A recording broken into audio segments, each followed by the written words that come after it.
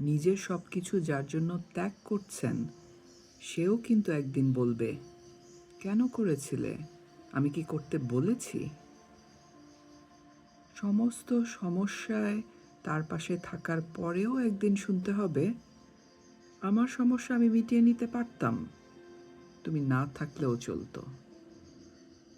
তার সমস্ত হারিয়ে যাওয়া সম্পর্ককে চেষ্টা করে তার কাছে ফিরিয়ে দেওয়ার পরেও আচমকা সে বলবে, আপনি নাকি তাকে একা করে দিতে চান।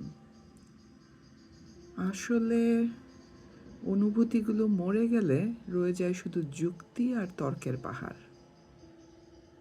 তখন কথার পিঠে কথা আসে, কে ভুল কে ঠিক লড়াই চলে।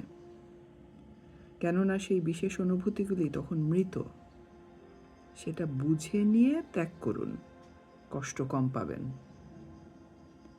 কেননা মুখে আমরা যতই বলি এক্সপেকটেশন রাখি না, কিন্তু ভিতর ভিতর একটা চাওয়া তো রয়েই যায়। একটা একান্ত সন্ধে, একটা বিকেল হয়তো তখনও রয়ে যায় মনে মনে। আর আঘাতগুলো আঘাত হয়ে আসে, আর আমরা নতুন করে ভেঙে পড়ি। তাই তো মনকে বলি, চল জটিল হয়ে যাই। কিন্তু অবাধ্য মন আশা ছাড়ে না। আশা থাকলে আশা ভঙ্গও থাকবে নিশ্চিত। আসলে জীবনটা একটা পাহাড়ের বাঁকের মতো, অসম্ভব রহস্যময়। আজ যেটাকে নির্ভেজাল ভালোবাসা মনে হচ্ছে, কাল সেটা মনে হবে শুধুই বোঝাপড়া, শুধুই বোঝাপড়া।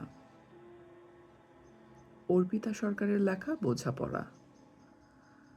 আমাদের জীবনে আসলে কত সম্পর্ক, কত ভালোবাসা, কত আত্মীয়তা, কিন্তু দিন শেষে যখন হিসাব করতে বসি জীবনের, তখন মনে হয় জীবনটা সত্যি শুধুই বোঝাপড়া।